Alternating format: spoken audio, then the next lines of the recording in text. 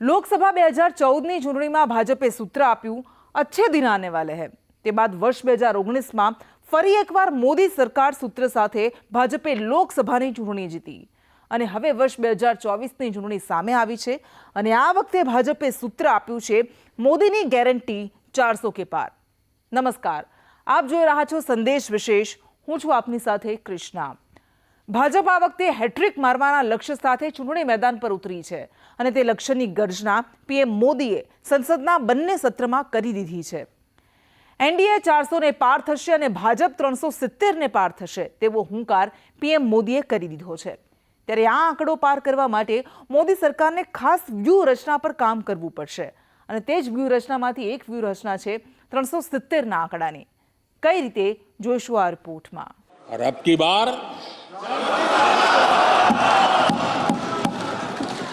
पूरा देश कह रहा है, अब की बार खड़गे जी भी कह रहे हैं। વડાપ્રધાન નરેન્દ્ર મોદીએ ફરી એકવાર હુંકાર કર્યો છે। અબ કી બાર 400 કે પાર। લોકસભામાં સંબોધન દરમિયાન જ્યારે તેમણે અબ કી બાર 400 કે પારની વાત કરી ત્યારે ભાજપના સાંસદોમાં જાણે ઉર્જાનો નવો સંચાર થઈ ગયો અને સાંસદોએ તાળીઓના ગડગડાટ સાથે પીએમની આ વાતને વધાવી લીધી। અબ કી બાર 400 કે પાર કહીને તેમણે ત્રીજા કાર્યકાળમાં જંગી લીડ સાથે ઐતિહાસિક જીત મેળવીને હેટ્રિક લગાવવાનો દાવો કર્યો છે। આ સાથે નરેન્દ્ર મોદીએ કોંગ્રેસના રાષ્ટ્રીય અધ્યક્ષ મલ્લિકાર્જુન ખડગે પર પણ કટાક્ષ કરી દીધો। आपका इतना बहुमत है, अब तो पहले 330 334 की, अब ने तो 400 पार हो रहा है।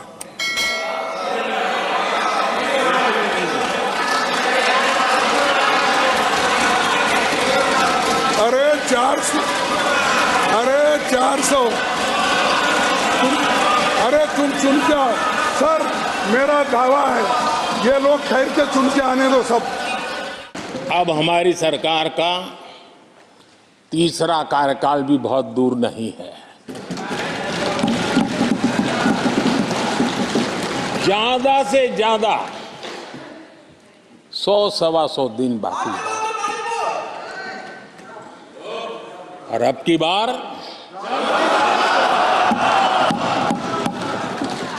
पूरा देश कह रहा है, अब की बार खड़गे जी भी कह रहे हैं। વડાપ્રધાન નરેન્દ્ર મોદીએ સંબોધનમાં વિશ્વાસ વ્યક્ત કરતા કહ્યું કે હવે અમારા કાર્યકાળને 100 દિવસ જેટલો સમય વધ્યો છે। મતલબ કે પીએમ મોદીમાં અને ભાજપમાં આવનારી ચૂંટણીમાં ભવ્ય જીત થશે તેવો દ્રઢ વિશ્વાસ છે। તમામ રાજ્યોમાં ભાજપના નેતાઓ કાર્યકર્તાઓ અબ કી બાર 400 કે પારના નારા સાથે જોરશોરથી ચૂંટણી પ્રચાર કરી રહ્યા છે।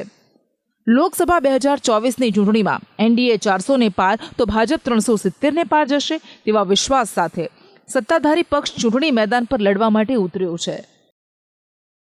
देश का मिजाज एनडीए को तो 400 पार करवा ही के रहेगा, लेकिन भारतीय जनता पार्टी को 370 सीट अवश्य देगा।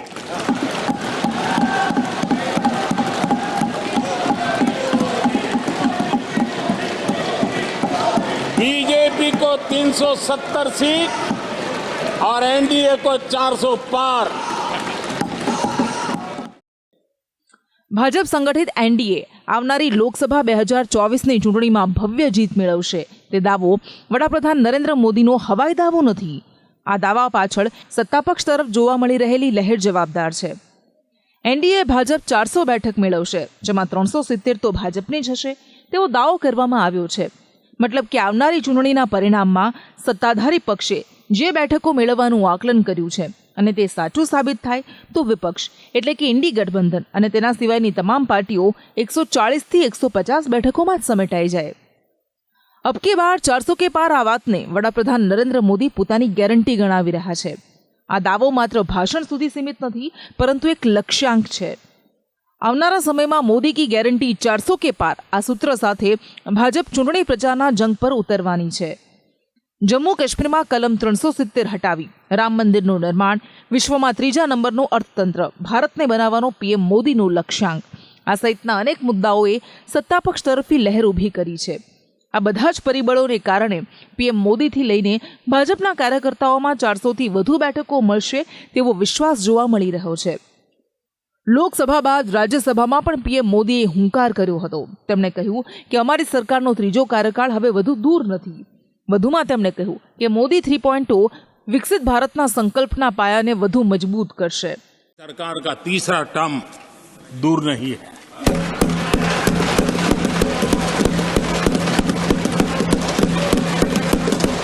कुछ लोग इसे मोदी 3.0 कहते हैं.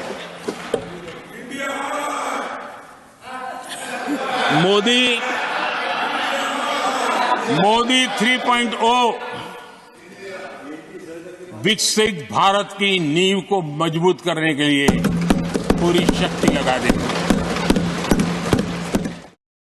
ત્યારે લોકસભા 2024ની ચૂંટણી માટેના પરિણામમાં ભાજપે કરેલા દાવાના ગણિતને સમજીએ તે પહેલા વર્ષ 2019ના પરિણામની વાત કરીએ તો વર્ષ 2019ના લોકસભા ચૂંટણીમાં ભાજપ સંગઠિત એનડીએને બહુમતી મળી હતી.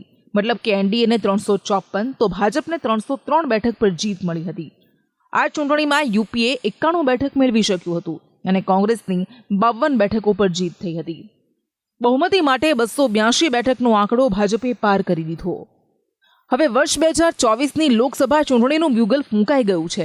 ત્યારે સત્તાધારી પક્ષના વિશ્લેષણની વર્ષ 2019ના આંકડા સાથે તુલના કરીએ તો વર્ષ 2024ની ચૂંટણીમાં એનડીએને 400 બેઠક મળશે તેવો દાવો કરવામાં આવ્યો છે અને 2019માં એનડીએને 354 બેઠક મળી હતી. મતલબ કે વર્ષ 2019ની તુલનામાં 46 બેઠક વધુ મેળવવી પડશે. તેવી જ રીતે ભાજપને 370 બેઠક મળશે તેવો લક્ષ્યાંક રાખવામાં આવ્યો છે. વર્ષ 2019માં ભાજપને 303 બેઠક પર જીત મળી હતી. મતલબ કે વર્ષ 2019ની તુલનામાં ભાજપે 67 બેઠક વધુ મેળવવી પડશે. મતલબ કે ભાજપે જો 303માંથી 370 બેઠકો સુધી પહોંચવું હોય તો 67 વધારે બેઠકો પર જીત મેળવવી પડશે.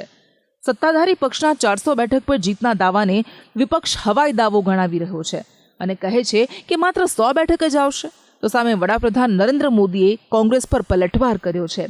તેમણે કહ્યું કે કોંગ્રેસ આ લોકસભા ચૂંટણીમાં 40 બેઠકો પણ બચાવી લે તે મોટી વાત છે. કોંગ્રેસ પર તેમણે તંજ કસતા કહ્યું કે હું પ્રાર્થના કરું છું કે કોંગ્રેસ 40 બેઠકો પણ મેળવી શકે. यानी अपने आप को ढोल बजा रहे हैं 400 आएंगे 5. भाई आपके आने हैं, हाँ आपके आने हैं तो ये सब क्यों नहीं कर रहे? अब आप इस बार 100 भी पार नहीं कर सकेंगे. पश्चिम बंगाल से आपको जो चैलेंज आई है,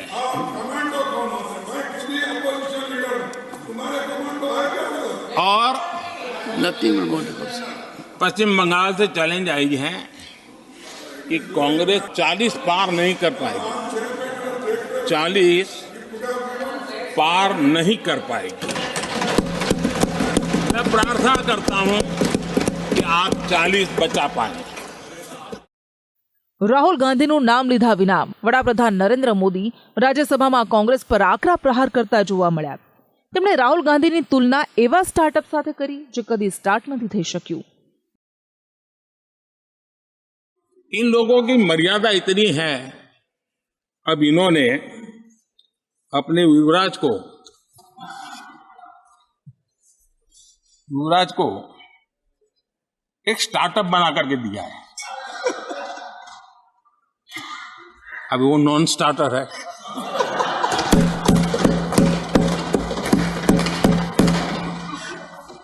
न तो वो लिफ्ट हो रहा है न वो लॉन्च हो रहा है.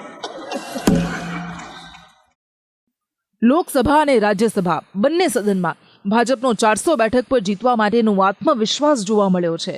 પરંતુ તેના માટે 67 બેઠકો વધુ જીતવી પડશે અને આ બેઠકો માટે ભાજપ એનડીએએ વધારે જોર લગાવવું પડશે.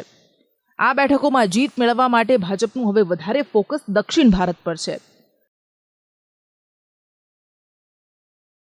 હાલની સ્થિતિમાં કેરળ, તમિલનાડુ, તેલંગાણા અને આંધ્રપ્રદેશની 118 લોકસભાની બેઠકો છે, જેમાં ભાજપ પાસે માત્ર 4 બેઠકો છે અને આ 4 બેઠકો તેલંગાણાની છે. મતલબ કે ભાજપે લોકસભામાં 67 બેઠકનું અંતર પૂર્ણ કરવા દક્ષિણનો ગઢ જીતવો પડશે. જો ભાજપ તમિલનાડુ, તેલંગાણા, કેરળ અને આંધ્રપ્રદેશમાંથી માત્ર 10-10 બેઠક જીતે તો પણ ભાજપ માટે લક્ષ્ય વધુ સરળ બની જાય. બીજી તરફ વર્ષ 2023ની 3 રાજ્યોની વિધાનસભા ચૂંટણીમાં કોંગ્રેસે પોતાના 3 રાજ્યો તો ગુમાવી દીધા, ત્યારથી તેમના હાલ બેહાલ બન્યા છે. ત્યારે હવે ઇન્ડિયા ગઠબંધનમાંથી જેડીયુ પણ જતું રહ્યું છે. એનડીએ પાસે હાલ 18 રાજ્યો અને કેન્દ્ર શાસિત પ્રદેશ છે, તો ઇન્ડિયા પાસે બિહાર ગુમાવ્યા બાદ 9 રાજ્યો અને 1 કેન્દ્ર શાસિત પ્રદેશ છે. અહીં નકશા મારફતે સમજીએ કે હવે ઇન્ડિયાની હાલ વાસ્તવિક સ્થિતિ શું છે. મહત્વનું છે કે પંજાબમાં ભગવંત માને અને પશ્ચિમ બંગાળમાં ટીએમસીએ એકલા હાથે ચૂંટણી લડવાની જાહેરાત કરી છે, પરંતુ તેઓ હજી ઇન્ડી ગઠબંધનમાં સામેલ છે. કોંગ્રેસના કાળમાં જવાહરલાલ નહેરુ, ઇન્દિરા ગાંધી, રાજીવ ગાંધી, પીવી નરસિંહ રાવ, મનમોહનસિંહ જેવા નેતાઓએ વડાપ્રધાન પદનો કાર્યભાર સંભાળ્યો. આ તમામ વડાપ્રધાનનો કાર્યકાળ કોંગ્રેસ માટે સુવર્ણકાળ રહ્યો હતો, ઉતાર ચઢાવવાળો રહ્યો હતો. મનમોહનસિંહ બાદ કેન્દ્રમાંથી કોંગ્રેસ બહાર નીકળી ગઈ છે. તેવામાં સત્તા વિહોણી રહેલી કોંગ્રેસ ઇન્ડી ગઠબંધન થકી ફરી એકવાર વર્ષ 2024માં સત્તા આરૂઢ થવા માટે સંઘર્ષ કરી રહી છે, જેની સામે ભાજપ ત્રીજી વાર હેટ્રિક મારવા માટે ચૂંટણી મેદાન પર ઉતરી છે. ત્યારે આવનારી ચૂંટણીમાં સત્તા પક્ષ અને વિપક્ષ વચ્ચે ખરાખરીનો જંગ જોવા મળશે. સ્પેશિયલ રિપોર્ટ, સંદેશ ન્યૂઝ.